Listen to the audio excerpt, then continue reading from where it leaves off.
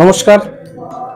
আরো একবার রক্তাক্ত হলো মানবতা, মৃত্যু হলো নিরীহ মানুষের, উল্লসিত নাচ সন্ত্রাসবাদীদের, এবং আরো একবার জড়িয়ে গেল সন্ত্রাসবাদের সূতিকাগার হিসাবে পরিগণিত এই উপমহাদেশেরই আমাদেরই পার্শ্ববর্তী দেশ পাকিস্তানের নাম। আমি শান্তনু ঘোষ, আত্রাই টাইমসে আরো একটি ব্যতিক্রমী এবং বিশ্লেষণাত্মক নিউজ নিয়ে আপনাদের সামনে। এটাকে নিউজ বলবো না, এটাকে একটা ব্যাখ্যা বলবো, কারণ নিউজ সেটা হয় যেটা খুঁজে বার করে নিউজ করতে হয়। গতকাল একটা ঘটনা ঘটে গেছে সুদূর অস্ট্রেলিয়া মহাদেশে, যেটা বর্তমানে সোশ্যাল মিডিয়ার যুগে বা মিডিয়ার যুগে, স্ট্রং মিডিয়ার যুগে এখন সেটা সবার কাছেই জানা হয়ে গেছে। গতকাল যখন ইহুদি সম্প্রদায়ের মানুষরা তাদের আলোর অনুষ্ঠান হানুকা বা চানুকা যাই বলুন না কেন, সেই আনন্দে তারা যখন সিডনি বান্দি বিচে তারা যখন আনন্দ করছিলেন, সমুদ্রের মধ্যে গা ভাসাচ্ছিলেন, ঠিক সেই সময় দুইজন বন্দুকধারী আসেন এবং সেখানে ইনডিসক্রিমিনেট ফায়ারিং, ধরাধর গোলাবর্ষণ এবং 16 জন নিরীহ মানুষের মৃত্যু, খুন, মার্ডার। এই মার্ডার কথাটা এই কারণে ব্যবহার করলাম, দ্য জেরুজালেম পোস্ট এটাকে মার্ডার হিসেবেই বলেছে। এর মধ্যে কে ছিলেন? এর মধ্যে দুজন পুলিশ অফিসার, বেশ কিছু মহিলা এবং একজন শিশু ছিল। আচ্ছা বলুন তো, এই মানুষগুলোর কি অপরাধ? কি অপরাধ এই মানুষগুলোর যে তারা কালকে আনন্দ করতে গেছিল, অথচ এই দুই বন্দুকবাজের দ্বারা তারা হত্যায়, তাদের ব্লাডে ভেসে গেল সেই সি বিচ। এই ঘটনা আমাদের স্মৃতি উস্কে দিল গত এপ্রিল মাসে কাশ্মীরের পেহেলগাঁওয়ে ঘটে যাওয়া সেই নৃশংস গণহত্যার ঘটনাকে। খুব স্বাভাবিকভাবে, এই জানেন তো স্বাভাবিকভাবে কেন কথাটা বলছি, কারণ এখন দেখা যাচ্ছে বিশ্বের কোথাও কোনো টেররিস্ট অ্যাটাক হলেই যোগসূত্র খুঁজতে খুঁজতে খুঁজতে খুঁজতে আমাদের উপমহাদেশে, আমাদের একেবারে চরম পাশের দেশটি, পশ্চিম প্রান্তের দেশটি পাকিস্তানের দিকে আঙুল চলে যায়, সেখানকার যোগসূত্র থেকে যায়। এই যে ঘটনায় যে দুজন যুক্ত হয়েছে, বাবা এবং ছেলে, কি বাবা কি চার ছেলে। এই বাবা সাজিদ আকরাম, তিনি নাকি পাক বংশোদ্ভূত। 1998 সালে অস্ট্রেলিয়ায় যান এবং সেখানে স্টুডেন্ট ভিসা নিয়ে যান, পড়াশোনা করেন, চাকরি বাকরিও করেন। তারপরে তার ছেলে, সেই ছেলে নাভেদ আকরাম, তিনিও পাকিস্তানের সাপোর্টার স্বাভাবিকভাবেই হবেন। খেলার মাঠে তার জার্সি পরিহিত ছবি ইতিমধ্যে ইন্টারনেটে ভাইরাল হয়ে গেছে। সেই ছেলেটি, তারাও দুজন মিলে একেবারে এমন ব্রেন ওয়াশ যে চলো হত্যালীদের সংগঠিত করি, বান্দি বিচে গেল, ধর গুলি করল। বাবা সঙ্গে সঙ্গে নিউ সাউথের পুলিশের গুলিতে সেখানে ঢের হয়ে গেছে। ছেলে কোনো রকমে বেঁচে আছে, কারণ এই কারণে যে তার কাছ থেকে অনেক কিছু ইনপুটস পাওয়া যাবে। ইসরায়েল ইতিমধ্যে ক্ষোভ উগ্র দিয়ে জানিয়েছে যে আমরা 4 মাস আগে অস্ট্রেলিয়াকে এরকম জানিয়েছিলাম, অথচ তোমরা এরকম কাজের কাজ কিছু করতে পারোনি। অস্ট্রেলিয়াটাকে অত্যন্ত সেফ হিসেবে গণ্য করা হয়, জানেন তো। তার কারণ একটাই, যে অস্ট্রেলিয়া জলদ্বারা বেষ্টিত, এতটা চারিদিকে সাগর মহাসাগর আছে, সেখানে চট করে যাওয়া যাবে না। ইমিগ্রেশন পলিসি অত্যন্ত কঠিন, সেখানে চট করে কেউ যেতে পারে, চাইলে সে থাকতে পারবে, ভিসা নিয়ে অনেক সমস্যা ইত্যাদি রয়েছে।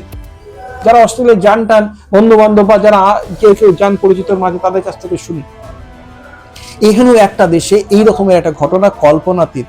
1996 সালে এখানে একটা ফায়ারিং এর ঘটনা ঘটেছিল, যেখানে 36 জন নাগরিক মারা গেছিল। তারপরে এই প্রথম সেখানকার prime minister Anthony Albanese already এটাকে অ্যাক্ট অফ টেরর বা সন্ত্রাসবাদের কাজ হিসাবে তিনি গণ্য করেছেন, এবং তিনি বলেছেন ইটস টাইম ফর ইউনিটি, সবার মধ্যে মিল থাকা উচিত, এবং মিল রেখে এর বিরুদ্ধে অ্যালার্ট হয়ে সবাই একত্রিত জনমত গঠন করে সেখান থেকে একটা নতুন সমাজ গঠনের ডাক তিনি দিয়েছেন।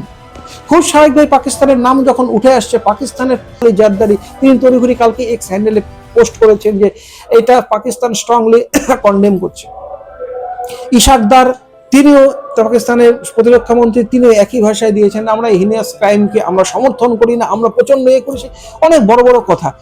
কিন্তু আসলে তোমরা করবে কি? এটা তোমার তো মুখোশ, বাইরে তোমাদের এটা মুখোশ, আর ভেতরে তোমরা হচ্ছে সন্ত্রাসবাদের সব থেকে বড় প্রোডাকশন ইউনিট চালাচ্ছ, যার দরুন বিশ্বের বিভিন্ন জায়গায় যখনই এরকমই ঘটনা ঘটছে, তখন সরাসরি জুড়ে যাচ্ছে পাকিস্তানের নাম।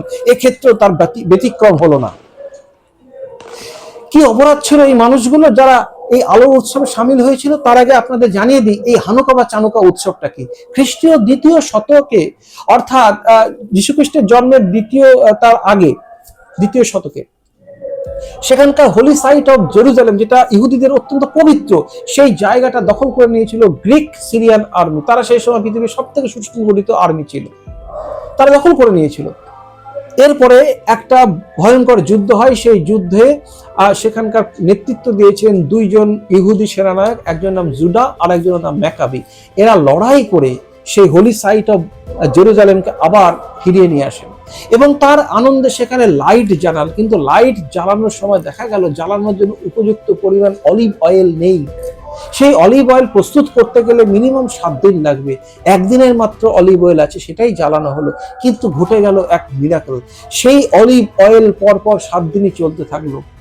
7 দিন পর তারা নতুন ভাবে অলিভ অয়েল আবার সেখানে ঢাললো এবং সেই ক্যান্ডেলগুলো আবার জ্বলতে শুরু করে দিল।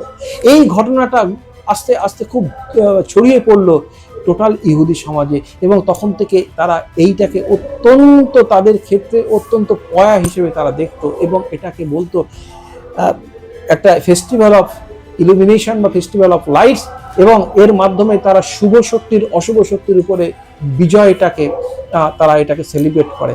গতকাল 14ই ডিসেম্বর থেকে এটা শুরু হওয়ার কথা ছিল, 22শে ডিসেম্বর পর্যন্ত চলবে। 8 দিন ব্যাপী এই অনুষ্ঠান, তার মাঝেই ঘটে গেল এই ঘটনা, যেটা লজ্জিত করলো। প্রশ্ন হচ্ছে কেন এই সময়গুলোকে বেছে নেয়? আসল কথা, মিডিয়া হাইপ পাওয়া যাবে, গোটা বিশ্বের মানুষ এই সময় দেখবে এবং এই সময় দেখলে তাদের হাইপ অনেক কিছু বাড়বে। এই কারণে এই সময়টাকে সফট টার্গেট হিসেবে বেছে নেওয়া হয় এই নিরীহ সাধারণ মানুষদের। কোন বীর তোমরা নিরীহ সাধারণ মানুষের উপরে বীরত্ব ফলাও?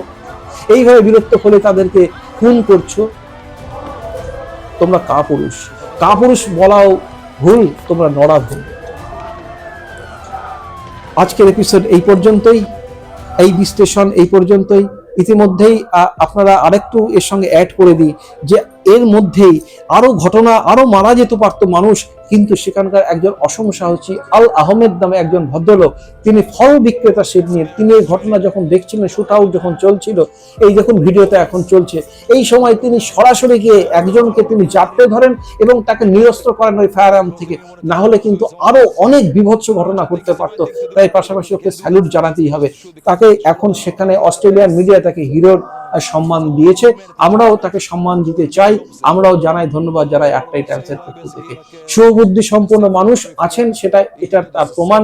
আর যে মানুষ যারা ব্রেন ওয়াশড হয়ে এই ঘটনা ঘটান, সে ছেলে হোক বাবা হোক, তারও উদাহরণ কালকের এই বান্দিসি বিচের ভয়াবহ এই গোলাবর্ষণের ঘটনা। ভালো থাকবেন এবং পাশাপাশি আপনাদের ধন্যবাদ জানাই। আপনারা যেভাবে বিভিন্ন সময় এই পাশে দাঁড়িয়েছেন আটটি টাইমসে, তার জন্য আরো একবার নমস্কার জানাই। শুভ সন্ধ্যা।